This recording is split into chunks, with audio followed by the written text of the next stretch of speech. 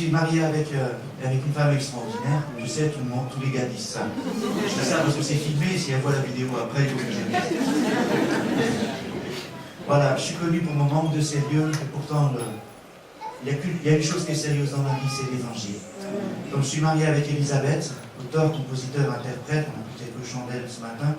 C'est pas parce que je me sens obligé de le faire, mais moi ce que j'aime, c'est qu'elle chante la Bible. Et j'aime la Bible. Et j'aime la parole. Et ce matin, vous voulez quoi? Vous voulez un bon message ou vous voulez la parole de Dieu? Vous êtes sérieux? Bon. Parce que j'ai préparé un bon message. Je le ferai tout à l'heure.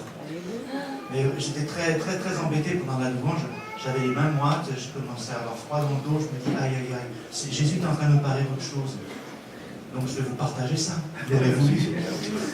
Tant pis pour vous. Tant pis pour moi surtout. Voilà, sinon que je finisse de me présenter, quand même, ce serait bien. J'ai 3 enfants. Une grande fille de 30 ans, qui m'a fait 2 fois grand-père, et je suis heureux comme tout. Et un garçon de bientôt 27 ans. Donc ce sont des enfants biologiques, et puis nous avons adopté donc un jeune malgache, 14 ans maintenant. Il nous donne un peu de fil à retordre, à cet âge-là, c'est pas toujours évident d'être papa. Mais j'avais le même problème avec les autres. Ceux qui sont parents ici ont compris. Voilà. Et en fait, ça fait plus de 30 ans que je suis dans ce qu'on appelle un ministère musical. C'est encore un gros mot, ça aussi. Et donc nous sommes artistes. Pendant 20 ans, donc, nous avons été cofondateur, leader, ce que vous voulez, dans un groupe chrétien qui s'appelait Flamme. Les élus se souviennent peut-être. Ce qui m'embête maintenant, c'est quand je rencontre des gens qui disent « Ah ouais, Flamme, mes parents, ils écoutaient. » Là, je prends un coup de vieux terrible. Ah ouais, mes parents écoutaient. Ah ouais. Donc on a eu la grâce de beaucoup voyager, de faire des albums, le rêve de tous les artistes chrétiens. Hein. On a tout fait, la radio, la télé, machin, les tournées internationales. C'est bien, mais je peux vous dire une chose, ça nourrit pas son homme, d'abord. Et ce qui est surtout important, c'est de faire ce que Dieu nous demande de faire. Et n'aspirez pas forcément aux choses où il y a du nombre, où ça bouge. Comprenez bien ma pensée. Jésus, un jour, il savait parler aux foules, hein, sermon sur la montagne. Mais un jour, il a traversé le lac, traversé une tempête, pour aller parler à un homme qu'il a délivré, le Gadarénien. Alors, ce qui fait que quand on m'invite, j'ai prêché devant des milliers de personnes, mais j'ai prêché devant 4-5 personnes. J'ai passé 1 an et demi à faire à mes frais 3 quarts d'heure de route pour aller parler et enseigner, et faire la louange. Je faisais tout, je faisais le one-man show, pour aller enseigner, aider un petit groupe de maisons à quelques kilomètres de chez moi. Et j'étais vraiment heureux. J'étais vraiment heureux. Parce que même s'il n'y en a qu'un, c'est bon de porter l'évangile. Alors ne dites pas, un jour j'aimerais bien prêcher, vendre le champ. Commence à prêcher à ton voisin. Non pas l'énerver à grand bout de verset biblique, mais parle-lui de l'amour de Jésus. Moi je peux vous partager que l'amour de Dieu pour moi. Voilà. Donc pour ceux qui veulent mieux me connaître après, je ne vais pas passer tout le temps là-dessus. J'ai écrit un livre, et puis il y a quelques albums qu'on a fait aussi avec Elisabeth. Donc si vous voulez mieux me connaître, vous trouverez un livre qui parle surtout de tout le cheminement, de comment un gars qui n'était pas musicien, le Seigneur en a fait un musicien. Un gars qui était bègue, Dieu en a fait un prédicateur. Et ben ouais, c'est un bègue qui vous parle. Voilà, et que vous vouliez la parole, ben vous allez la voir. Je suis venu ici pour parler d'un séminaire sur l'intimité avec Dieu. La vie éternelle, c'est pas savoir des choses sur Dieu. Vous pourrez passer une existence à écouter des messages, à creuser l'évangile, à prendre Bible online, faire de l'école biblique, à prendre plein de choses sur l'homilétique, l'herméneutique et j'en passe, et les meilleurs. Et de ne pas connaître l'auteur de la vie. Tu es d'accord? Amen. Ça me rassure. Non mais c'est vrai, c'est très sérieux. Savoir des choses sur Dieu, c'est bien. Savoir la Bible, c'est bien. Connaître l'auteur, c'est tellement mieux. C'est tellement mieux. Et j'ai découvert, il y avait des choses que je pensais de Dieu, même en lisant la Bible. Ça fait 34 ans que je suis chrétien. Et il y a des moments où d'un seul coup, je dis, mais ça fait des années que je lis ça, et j'avais rien compris. J'avais rien compris. Toucher le cœur de Dieu. Vous savez, cette génération, les gens autour de nous, ce qu'on appelle les gens du monde, ils sont comme vous. Ils sont comme vous. On n'est pas les bons et eux les méchants. Hein. N'oubliez pas. Les hommes ont soif, non de rencontrer des gens bien informés, Mais ils ont soif de rencontrer des gens qui connaissent Dieu. Amen. Parce que dans le cœur de chaque homme, il y a un vide en forme de Dieu. Ça, c'est pas dans la Bible, mais ça vaut le coup quand même de le savoir. Nous avons au fond de nous la pensée de l'éternité. Ça, c'est l'Ecclésiaste. Et nous avons soif de Dieu. Alors, avoir des gens bien informés. Les pharisiens connaissaient bien la Bible à l'époque. Nous, on les critique un peu. Beaucoup même. Hein, les pharisiens. On serait à l'époque. On sait peut-être pire. On sait peut-être ennuyeux. Nous sommes tous un peu les pharisiens, je disais hier. Moi, j'ai fait un journal, le Pharisien libéré. J'ai pensé un peu à l'autre journal. Hein. Ah oui. Je ne fais pas la pub pour lui. Le Pharisien libéré. Je suis un homme libre. S'approcher de Dieu. Et le souci que nous avons, honnêtement, nous aimons le Seigneur, que vous soyez chrétiens depuis des années ou depuis peu de temps. Qu'est-ce qui nous empêche quelque part d'aller vers lui? C'est notre conscience. Vous en êtes d'accord? Ce matin, le Seigneur parlait de nos consciences, du pardon. Moi, je veux confirmer la parole que tu as partagée, petite sœur. Tu n'es pas responsable de ce qu'on t'a fait, mais tu es responsable de ce que tu en fais. Et parfois, nous crions, disons, oui, mais c'est pas juste ce que j'ai vécu, c'est pas juste. C'est lui ou elle qui a tort, c'est pas juste, c'est pas... D'accord. Et maintenant, tu es responsable devant Dieu de ce que tu fais, de choisir de pardonner ou de ne pas pardonner. Amen, amen, amen. Vous savez, le Seigneur, je dis très souvent, ne nous demande pas qu'est-ce que tu as fait. Il nous dit pourquoi tu l'as fait. C'est la question qu'il a posée à Adam et Ève. Il n'a pas dit, qu'est-ce que vous avez fait? J'avais dit, il ne fallait pas manger la pomme. Ah, c'est pas une pomme, ça ressemble peut-être à une banane, un ananas, une goyave, je ne sais pas. Mais il n'a pas dit, qu'est-ce que tu as fait? Il a dit, pourquoi tu as fait ça? Et nous sommes responsables. Et pourquoi nous ne nous approchons pas de Dieu? Parce que notre conscience nous condamne. Mais aujourd'hui, mes amis, bonne nouvelle. Alléluia. Oui, vous n'êtes plus sous la loi. Vous êtes sous la grâce. Dites pas ça à un agent qui vous arrête au bord de la route, par pitié. Monsieur l'agent, je suis plus sous la loi, moi, je suis sous la grâce. Là, les problèmes vont commencer. Ne lui dites pas que vous êtes chrétien. Ça empêchera, je pense que ça nuira à l'évangile et à la notoriété de votre assemblée locale. Hein? Nous ne sommes pas sous la loi, mais nous sommes sous la loi des hommes. Hein? Alors, il y a marqué 90, ce n'est pas vitesse minimum, c'est vitesse maximum. Tout dépend de quel côté on se met. Hein? Comment faire pour se tenir devant la montagne de Dieu? Ce matin, il y a un verset qui a été cité dans une prière, c'est « Rechercher la sanctification sans laquelle personne ne verra le Seigneur ». Vous vous souvenez de ça? Vous écoutez les prières des autres quand même un peu? Hein? Il y a des choses intéressantes des fois. Hein? Le Saint-Esprit parle au travers des uns et des autres. Et pourquoi tu t'es tu ce matin? Pourquoi tu n'as pas prié? Quand les frères et les sœurs vous y encouragez, je ne vous jette pas le pavé, mais ouvre ta bouche pour le Seigneur. Vous savez, vous êtes peut-être content de m'entendre prêcher, et moi j'aime vous entendre. J'aime entendre vos prières, parce que j'ai besoin de vous. Non pas que j'ai besoin d'un public, mais j'ai besoin d'entendre ce qui sort de votre cœur. Vous avez aimé le temps de louange que nous avons vécu? Moi je peux vous dire une chose, j'ai beaucoup aimé vous entendre. Non pas que ça entretienne et que ça fasse du bien à mon âme de musicien, c'est que c'est votre louange. Et si c'est Jésus, tu lui dis que je l'aime. Surtout, si c'est lui, tu réponds. Mais nous avons besoin les uns des autres. Mais nous sommes nourris parfois, je dirais, d'une fausse piété. Je me permets, permettez-moi le terme.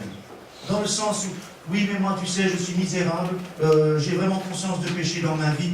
Vous pensez honnêtement, je ne leur jette pas un pavé, que vos leaders, ils ne sont pas travaillés aussi par ce genre de problème? Vous savez, le jour où il y a un chrétien sans péché, il faut l'empailler à l'entrée de l'église. Moi, tant que je vivrai, j'aurai besoin de Jésus. Amen. Le jour où tu n'as plus conscience que tu es un pécheur, tu n'as plus besoin de Dieu. Tiens, je ne l'avais pas vu comme ça. Ben oui. Prendre sa croix tous les jours, ça veut dire quoi? De prendre conscience que chaque jour, c'est pas une invitation à continuer à pécher.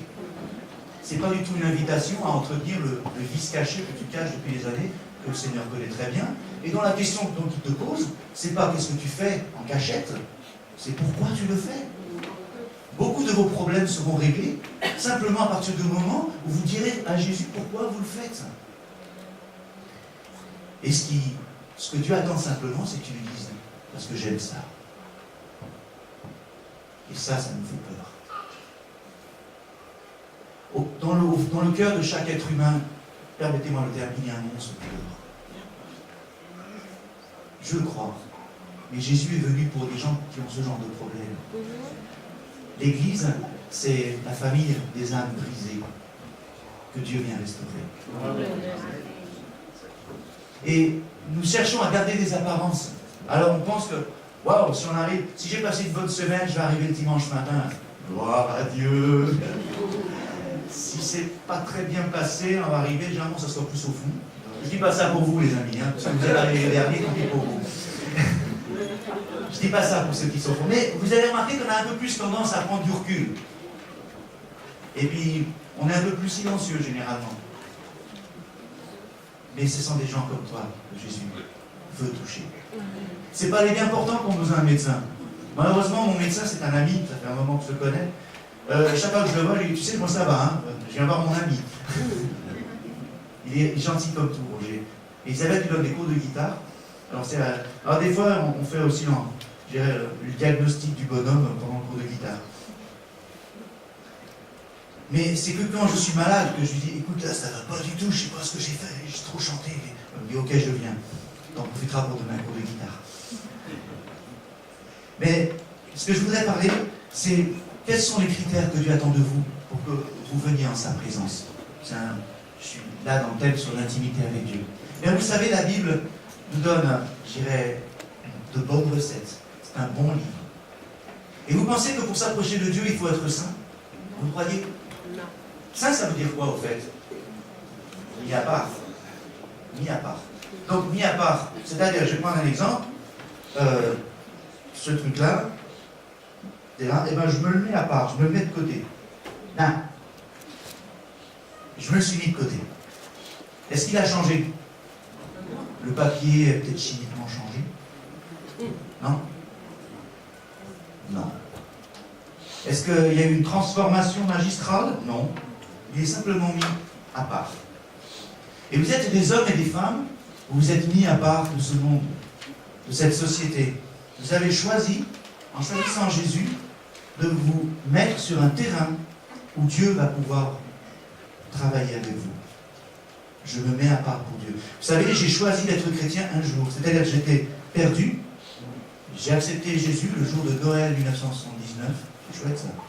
Pour Noël naissant, je trouvais ça sympa. On fait notre anniversaire ensemble avec Jésus. Bien qu'il n'est pas né un 25 décembre. Il est né par une belle nuit d'été. En Israël, l'hiver, les bergers sont pas dehors avec les troupeaux. Petit détail entre nous. Alors comment? Quels sont les critères que Dieu demande pour que je puisse m'approcher de lui? J'ai trouvé 2 psaumes. C'était mon détournement de prière de ce matin. Détournement de message. Et le Seigneur a repassé dans mon cœur les critères. Écoutez bien, ça vous concerne. C'est l'Éternel qui séjournera dans ta tente. Psaume 15. Qui demeurera sur ta montagne sainte? Celui qui marche dans l'intégrité. Ça déjà, c'est vachement speed. Marcher dans l'intégrité, ça veut dire quoi? Je fais les choses avec droiture. Souvenez-vous, vous voulez que la parole de Dieu porte du fruit dans vos vies? Est-ce que tu veux que ce que tu entends, ça produise un fruit dans ta vie? Oui? Quel est le critère pour Jésus? Dans la parabole du semeur, il dit quoi? Dieu, il jette la semence partout. Dieu est un gaspilleur. Ça tombe dans le jardin, dans le chemin, ça tombe dans les cailloux, ça tombe dans les ronces. C'est un mauvais agriculteur, franchement. D'ailleurs, de toute façon, Jésus ne connaît rien en botanique. Si. Je vous le prouve bibliquement. Marc 11. Il va chercher des figues quand c'est pas la saison. Alors là, franchement, question pêche, champion. Les pros ont pêché toute la nuit, ils n'ont rien pris, lui il dit jette le filet à droite, je prends 153 gros poissons. Champion. Botanique, à revoir. Mais lui, il jette la parole partout. Et il dit, la bonne terre qui porte du fruit, c'est celle qui reçoit dans un cœur honnête et bon. C'est vachement speak ça. intègre dans tes voies. C'est-à-dire que tes engagements que tu fais, tu les tiens. Moi, j'ai choisi, il y a 31 ans bientôt, donc j'ai choisi de me marier avec Elisabeth. J'ai juré, promis de lui être fidèle. J'ai juré de l'aimer tous les jours de ma vie, dans le bon comme dans le mauvais. J'ai fait pareil avec Jésus. Jusqu'à ce jour, je tiens. Et j'ai envie de continuer. Être intègre, c'est ça. C'est pas une question de feeling, de machin, aujourd'hui je le sens, demain je le sens pas, et puis tout le monde fait, tiens, j'ai l'émotion aujourd'hui, je suis intègre. Non. Intègre, c'est un choix de volonté. C'est à la portée de toi et de moi. Vous êtes d'accord? Il n'y a pas besoin d'avoir un appel pour être intègre. Es-tu intègre?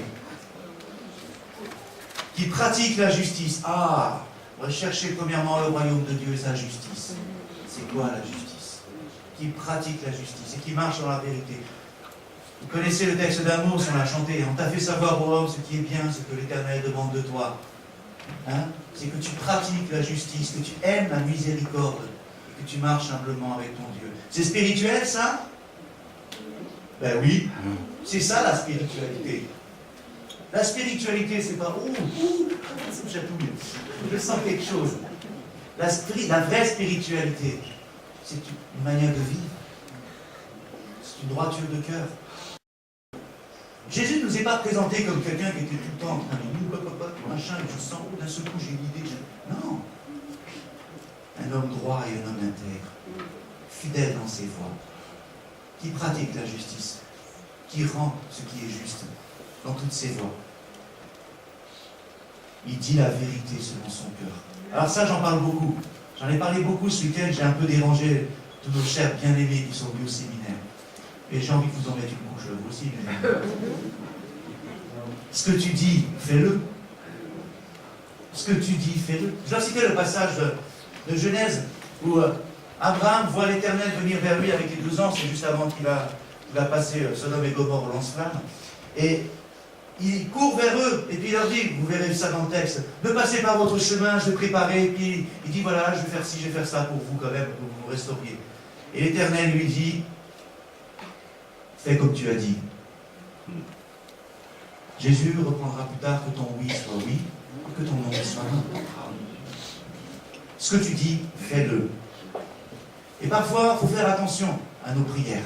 Il faut faire attention, je leur disais même, attention à ce que vous chantez.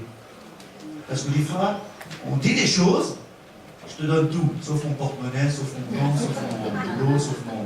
Là, on a tout sauf... De toute façon, la langue française est connue comme ça. Hein. Ça, c'est la règle, et voilà, X exceptions dans tous les termes. C'est vraiment pénible. Tous mes amis étrangers disent, franchement, j'ai jamais compris. Les poules du couvent couvent, ça s'écrit 2 fois pareil, ça se prononce différemment, c'est 2 trucs différents. Je dis, je sais, j'ai le même problème. Les poules du couvent couvent, ouais.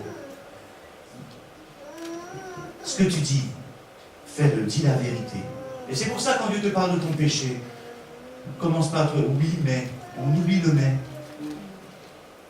Oui, mais. Apprends à dire au Seigneur ce qui est droit dans ton cœur. David était un homme qui plaisait à Dieu, simplement parce que, moi je dis souvent, il appelait un chat et un chien, un chien. Pour les Africains, je dirais un phacochère, c'est un phacochère, un rhinocéros, c'est un rhinocéros, une girafe, c'est une girafe. Ça vous parle mieux? Voilà. J'ai mangé du phacochère, c'est pas trop mauvais. Voilà. J'ai pas aimé le singe par contre. Et la vipère, au Gabon, j'ai mangé une vipère. Oh là là, puis elle a été grosse. Non, j'ai pas aimé. J'ai pas aimé. Je crois que j'étais traumatisé. Elle était belle, hein, le bas. Vous pensez. Bon, allez. Il dit la vérité, il ne calomnie pas de sa langue. Bon, ça ne nous concerne pas, alors on passe vite. Il ne fait pas de mal à son prochain. Vous vous rendez compte? Tu veux monter à la montagne de Dieu. Tu veux monter à la montagne de Dieu. Qu'est-ce que tu dis de ton frère? Qu'est-ce que tu dis de ton frère, de ta sœur? Et de ton prochain, parce que le prochain, excusez-moi, c'est pas le frère en Christ seulement. C'est aussi le méchant. Ouais, mais lui, tu comprends, lui, c'est un pécheur. Lui. Il ne connaît pas Dieu, comme moi. On va noircir un peu les autres pour paraître un peu plus gris. Tu veux marcher avec le Seigneur, tu ne jettes pas le déshonneur sur tes proches. Il repousse ce qui est méprisable à ses yeux, mais il honore ceux qui craignent l'Éternel. Ah, ça. David est le seul qui a pu dire « Les hommes pieux du pays sont l'objet de toute mon affection. » Est-ce que vous aimez les frères et sœurs en Christ? Bien sûr, tant qu'ils ne m'embêtent pas. C'est pas comme ça, j'ai vous? Il aime son prochain. Il aime son frère en Christ. Vous savez, Jésus l'a bien dit. C'est pas au miracle, c'est pas à la guérison, c'est pas à la délivrance que l'on verra que vous êtes ses disciples. C'est à l'amour. Et faisons bien attention. Le Seigneur l'a même dit. Quelqu'un qui arrive ici, qui fait des grands miracles et des prodiges, s'il vous vend en même temps des salades, de fausses doctrines, est-ce que vous seriez pourtant enclin à le suivre à cause des miracles? Posez-vous la question. Jésus a déclaré Jean le plus grand de tous les prophètes. Il n'a fait aucun miracle, dit David. Faites attention. Je ne dis pas faites attention à vos leaders, vous les connaissez. Vous les connaissez bien. Vous connaissez même leurs petits défauts. Mais il faut les aimer. Il faut prier pour eux. Comme eux, ils prient pour vous. Parce qu'ils vous aiment. Nous commettons tous des erreurs dans nos relations. Qui est-ce que vous n'avez jamais perçu? Qui n'a jamais offensé son prochain parmi nous? Pourquoi croyez-vous que Dieu nous a mis ensemble? C'est pour qu'on apprenne à aimer, mais pour apprendre à aimer, il faut apprendre à supporter. Sinon, c'est trop facile. C'est ça l'école. Parce qu'arrivé là-haut, nous arriverons avec ce précieux trésor. Nous arriverons avec ce précieux trésor qui fait que, parce que nous sommes aimés les uns les autres, nous allons rendre gloire à Dieu de par notre existence. Il honore ceux qui craignent l'Éternel. Il ne se rétracte pas s'il fait un serment à son préjudice. Ah, on revient encore sur le fruit de nos paroles. Vous savez, dans l'adoration, dans la louange, dans la vie avec Dieu, ce que nous disons est vraiment important. Il y a un proverbe qui dit « C'est du fruit de ses paroles que l'homme rassasie son âme ». Il y a de nombreux proverbes, proverbe 21, proverbe 13, il y a beaucoup de passages dans l'Écriture où le fruit de nos paroles a une importance terrible. La parole peut être comme un glaive qui blesse. Si vous prenez mon livre, vous verrez que mon enfance, ça n'a pas été forcément génial. Mais les pires choses que mon père m'a fait, ce ne sont pas les coups qu'il me donnait, ce sont les paroles qu'il m'a dites et qui m'ont poursuivi pendant toute une vie. Il n'y a que Jésus qui a pu toucher. Les gifles, les coups de ceinture et tout le reste. Non, c'est pas morbide, il n'y a pas de détails aussi morbides. Le but, c'est pas ça. Mais ces choses-là, on finit par, on s'en souvient toujours, mais la douleur est passée. Les mots tuent. Jérémie, tuons-le avec la langue. Et nous devons vraiment faire attention. Nous devons vraiment veiller au fruit de nos paroles. Parce que, par elle, dira l'apôtre Jacques, nous bénissons Dieu notre Père, et nous bénissons l'homme, fait à son image. Nous avons besoin de cohérence. Pour nous tenir avec Dieu dans toute notre existence, nous devons être cohérents. Et on ne peut pas dire Seigneur, c'est génial, et puis après, vivre comme pire que les païens, en fait. Parce que je dis, un chrétien qui fait ces choses-là, il est pire qu'un païen. Parce que, comme je dis, un pommier qui donne des pommes, c'est normal. Un pêcheur qui pêche, c'est normal. Mais un chrétien qui pêche, c'est pas normal. Nous devons... C'est évident, il y a péché et péché. Il y a ceux que l'on fait consciemment. Il y a ceux dont on a conscience. Et où nous refusons surtout d'être corrigés, d'être instruits par le Seigneur et d'être repris. Pardonnez-vous les uns les autres. Jésus dira même, c'est pas 7 fois, c'est 70 fois. Pardonne, pardonne, pardonne. Dès qu'il y a toujours une démarche de demande de pardon, il faut toujours pardonner. Dis donc, ça fait la 8e fois cette semaine. Il y a quand même des preuves de fond qu'il faut aborder. Mais c'est l'école de la vie. Mais toujours, soyez de ceux qui vous encouragent. Il ne prête pas son argent à intérêt. Bon, ça, on passe vite. L'argent est un sujet tabou. Il n'accepte pas de présent contre l'innocent. Celui qui agit ainsi ne chancellera jamais. Il est beau ce psaume 15, hein? Mais il y en a un autre psaume qu'on connaît bien, le 24. Le 24, il parle aussi. Verset 3. Qui montera la montagne de l'Éternel? Tiens, rebelote, décidément, David, c'est un sujet qu'il aimait bien. Qui montera la montagne de l'Éternel? Qui s'élèvera jusqu'à son lieu saint? Celui qui a les mains innocentes et le cœur pur. Heureux ceux qui ont le cœur pur, ils verront Dieu. Amen. Alléluia. Ça, c'est bon, ça. Oh Dieu, change mon cœur. Change mon cœur, le cœur pur. Il a les mains pures. Il ne livre pas son âme aux choses vaines. Ah. Livrer son âme aux choses vaines. Jean parle de 3 choses vaines. Ça me fait penser d'un seul coup. La convoitise des yeux, la convoitise de la chair et l'orgueil de la vie. Ça touche les 3 domaines, le corps, l'âme et l'esprit. Intéressant ça, hein? Ça va faire un bon message là-dessus. Tiens, il faut que je creuse. La convoitise des yeux. Mon âme a envie de beaucoup de choses. Mon âme, hein, nous sommes dans une société qui me faut tout prix le dernier iPhone version 6 XS avec une 43 applications, il fait sèche-cheveux, rasoir et...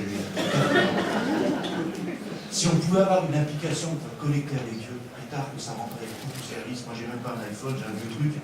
Moi j'ai besoin d'un téléphone en point. Mais j'ai pas la ligne directe avec Jésus, ça m'embête. Je tombe toujours sur le répondeur. Mais je laisse des messages, ne vous inquiétez pas. Non, sérieux, parle. La convoitise des yeux, la convoitise de la chair. Ah. Mon Dieu, comme le chant de Francis Cabrel, que les femmes sont belles. Mais pour les filles, on peut dire, ils sont mignons les gars aussi. Ah oui, alors, pourquoi vous êtes meilleurs que nous?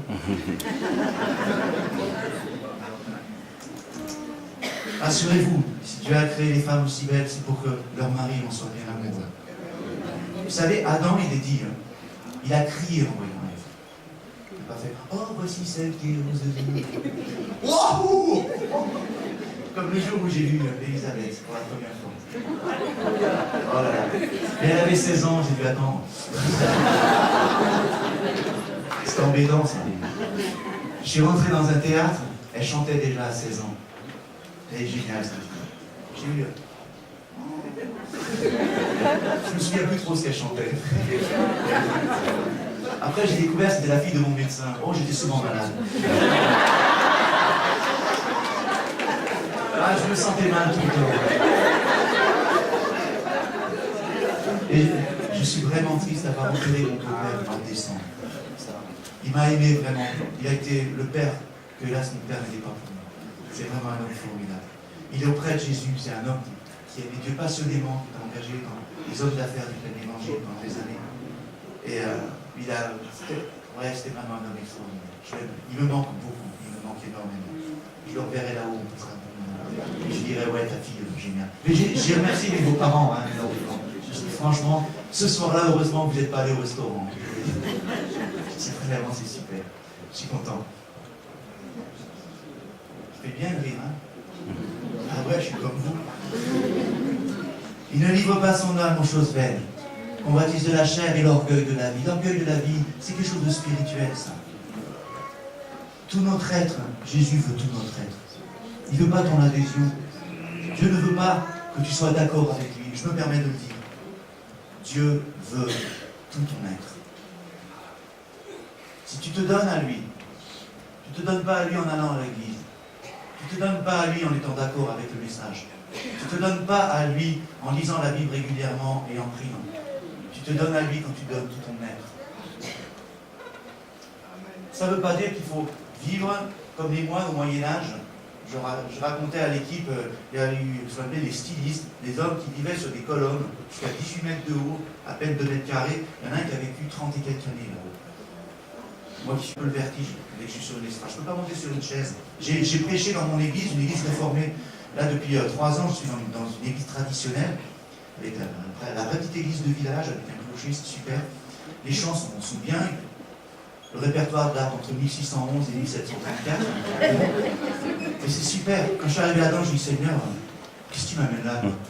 Je dis, t'es où? Il dit, mais je suis là. Je dis, mais c'est quoi cette histoire? Moi, j'aime le rock. Et puis, tu m'amènes là-dedans. Et alors, on fait la louange de temps en temps. Mais ce qui était super, c'est que personne ne nous connaissait. Alors, ils chantaient à l'agneau de Dieu, donc on souriait. Et puis c'était super. Et on ne disait pas qui on était. Et puis j'ai rencontré des frères et sœurs formidables. Depuis, je suis très content. On est 350. De tous les âges.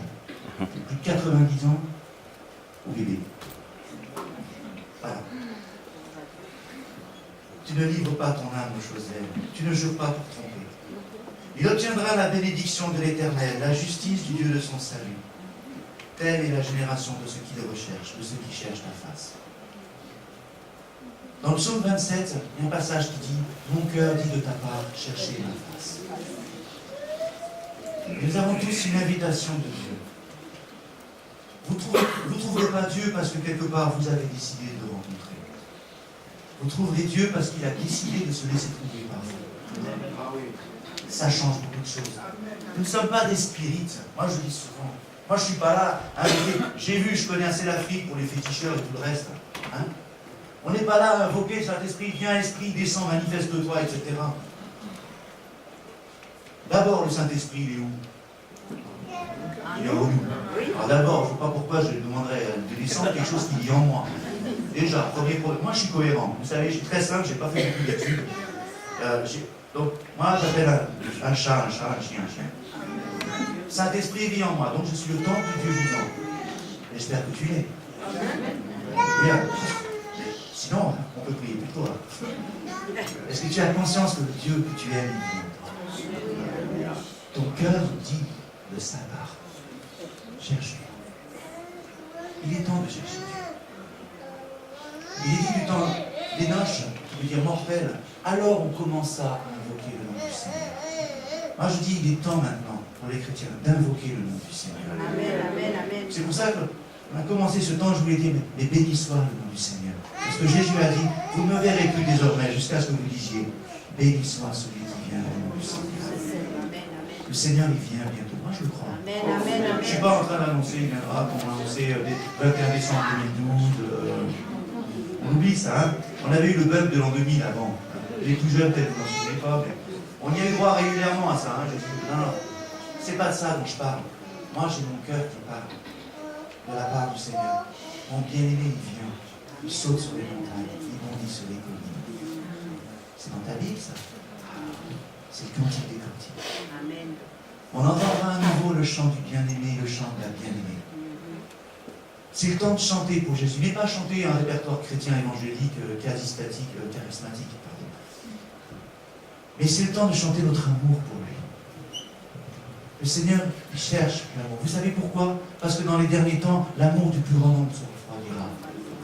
L'amour, c'est le baromètre. Moi, je le crois, sincèrement. Quelqu'un qui aime Dieu, ça se voit. Vous avez peut-être des personnes qui sont chrétiennes, hein, qui vous ont franchement refroidi. Moi, je connais les chrétiens, ils éteignent un volcan, sérieux. Glacial. Saint-Esprit m'a rempli de joie par le Saint-Esprit. Et moi, j'ai la joie de Dieu à l'intérieur. Alors, moi, la musique et tout. Moi, j'ai pas besoin de chanter. La louange à l'intérieur. Tu fais pareil, ta femme. C'est un truc. Un jour, tu rentres chez toi, il n'y a plus rien, elle est partie. Parce que moi, un gars comme ça, je fais une fille, j'en veux pas. Sérieux? Je dis souvent en plaisantant, il y a certains jeunes, je me suis occupé de jeunes pendant des années. Et puis je leur disais, à certains, je leur dis, ne dis jamais que tu es chrétien. Mais pourquoi? Avec la vie que tu mènes, tu vas nuire à l'évangile. Écoute, moi je te conseille, deviens païen pratiquant, c'est mieux. Puisses-tu être froid, bouillant. Donc Jésus encourage presque, si tu aimes le péché, alors vas-y à fond. Non mais sérieux. Au moins c'est clair. Tu seras intègre dans tes voies. Tu seras intègre dans tes voies. Si tu aimes le péché, ok. Maintenant, si tu aimes le péché, que tu veux en la débarrasser, tu trouveras grâce et faveur. Et cela ne sera pas te pardonner. Vous savez, quand mes enfants commençaient à marcher, j'étais content. Puis très vite, ils faisaient 2 pas, ils tombaient. Je disais, c'est quoi ça? Tu as marché, oui ou non? Vous n'avez pas fait ça? Ben non.